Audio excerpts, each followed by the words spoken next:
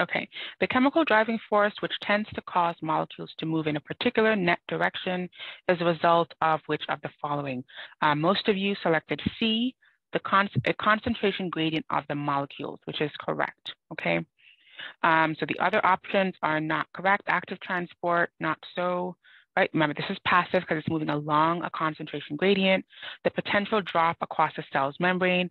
The chemical driving force has nothing to do with charge, has nothing to do with potential. So we're going to eliminate that right away. And then A is a chemical reaction involving the molecules. Okay, so that's not true either. So C is correct. The chemical driving force is the concentration gradient and the movement along that gradient. Okay, let's look at another.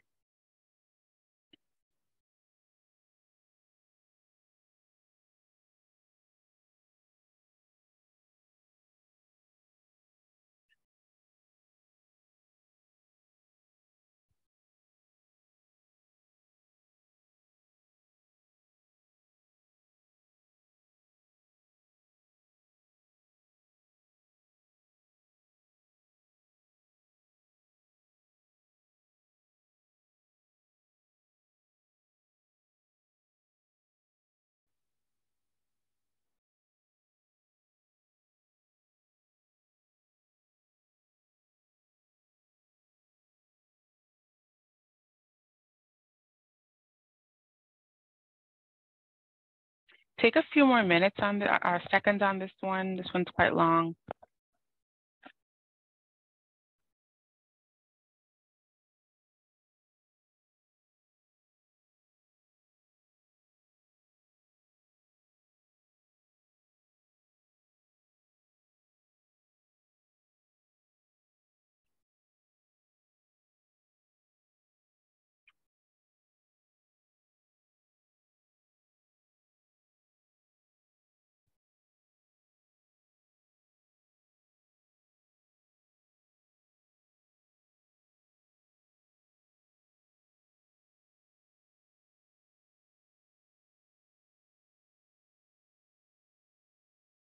Okay, let's give another couple seconds here. Let's do another 20 seconds.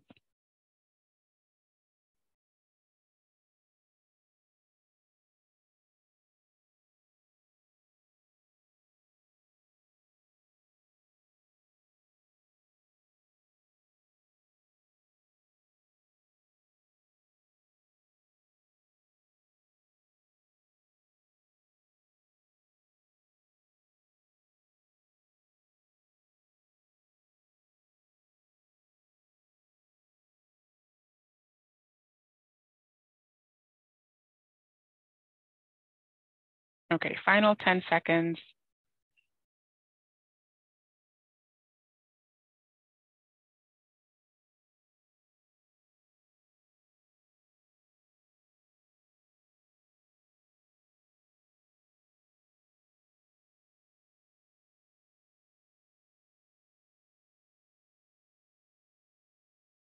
All right, let's go ahead and take a look here. Okay, so which statement is false regarding the effect of the electrical driving force created by the membrane potential on a solute? So let's go through these one by one, right? We're looking for the false statement. A says for a solute that is uncharged, right, zero charge on it, the electrical driving force created by the membrane potential is zero. This is a true statement, right? If it has no charge, there is no electrical driving force at play. Okay, electrical driving force is only relevant for charged particles, anions or cations, and the way that they move depending on the membrane potential. Let's look at B. A membrane potential of -70, right? Remember we said -70 millivolts means that the inside of the cell is more negative than the outside of the cell, will exert a larger electrical driving force on calcium, which is a divalent ion, than sodium, a monovalent ion. This is also a true statement. If we think about the first part of the option, the membrane potential is -70. The inside of the cell, more negative charge than the outside of the cell. So an ion like calcium will have a stronger force than an ion like sodium because calcium is divalent, sodium is monovalent. They're both positively charged, so they're both going to want to get into the cell where the negative environment exists, but calcium will have a larger magnitude than sodium will because calcium is divalent and sodium is monovalent. So this is a true statement as well. C, an increased or more negative membrane potential will exert a greater electrical driving force inward on a monovalent cation. So this is very similar to B, right? Same scenario happening here. A more negative internal environment will have a stronger electrical driving force on a cation, right? So on a positively charged particle, it's going to really want to get inward inside that cell where a more negative environment exists. D, the membrane potential exerts a greater inward directed driving force on anions. Remember, anions are negatively charged. Cations are positively charged. So will a membrane potential exert an inward directed force on anions over cations? No, that's not true, right? Why would a negatively charged particle really want to get inside the cell where there's an excess of negative charge? Remember, the opposite charges are attracting. So positively charged ions really want to get into the negatively charged environment inside the cell, whereas anions really want to get on the outside of the cell where there's more of an excess of positive charge. So D is an incorrect statement, specifically this word inward. This should be outward in order to make this a true or correct statement. Okay, and it looks like a few of you went with D, and so D is the correct answer. Okay, all right. All right, so we've got 10 minutes. What I'm going to do instead is I'm going to go through these checkpoint questions. I think that's going to be more of a valuable use of our time. And then I'm going to release a video. I will do a review video for you guys going over the exam content. Please make sure to watch that video. If you have questions today, tomorrow, please try to email me with those questions so that you can be able to prepare adequately for the exam. Also, I have gone ahead and opened up the access to the previous quizzes, the weekly quizzes in Brightspace. So go back over your quizzes, questions that you got wrong, make sure that you review them, see why that you got those wrong. Only the incorrect questions will be visible to you. So go back over those, make sure that you brush up on them and figure out why you got them wrong.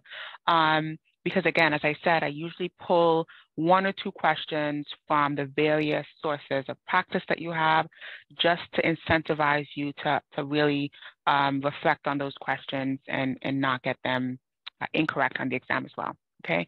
So let's look at the checkpoint questions here in our last few minutes, and then I will do a review for you guys by video, and I'll share that on Brightspace today.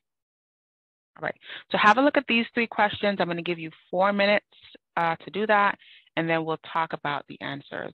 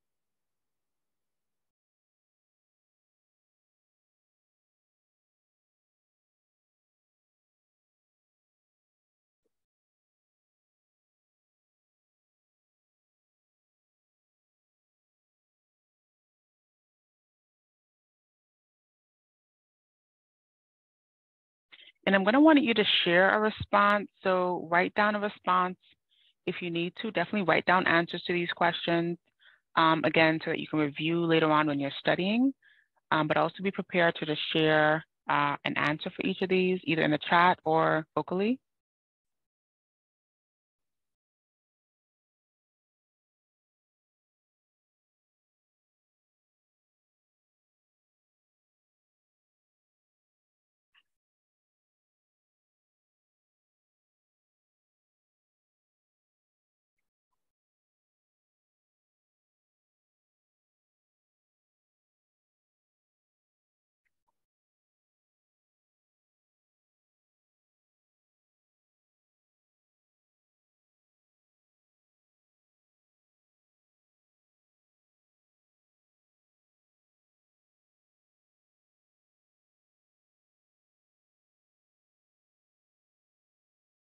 All right, so let's go ahead and start with the first question.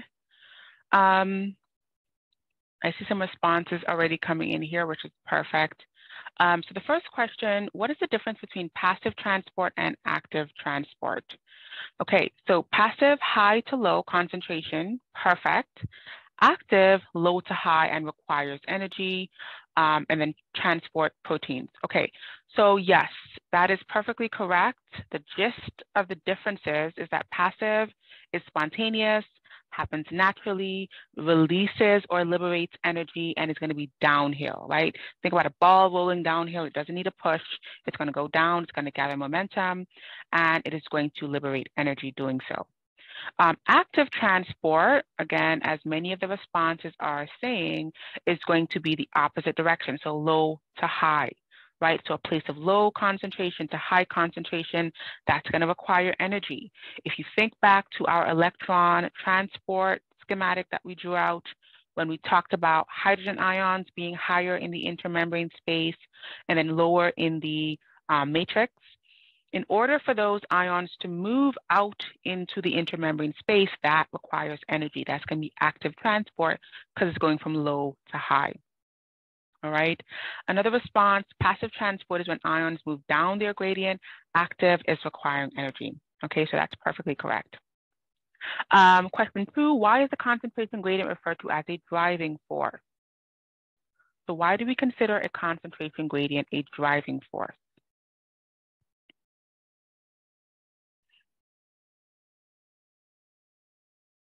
Excellent. I love that wording because it pushes. Yes, it has the ability to push. So we're going to call it a force, right? Or a potential, right? It's going to move the particle along this gradient. So the chemical driving force is based upon that concentration gradient, which is the force that has the ability to move the particle in that direction.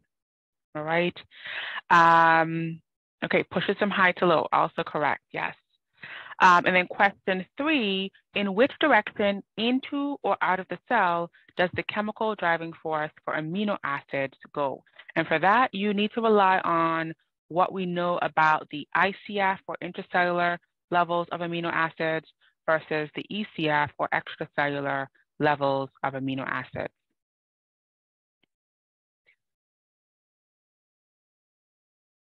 So would amino acids want to move into or out of the cell based upon their relative concentration?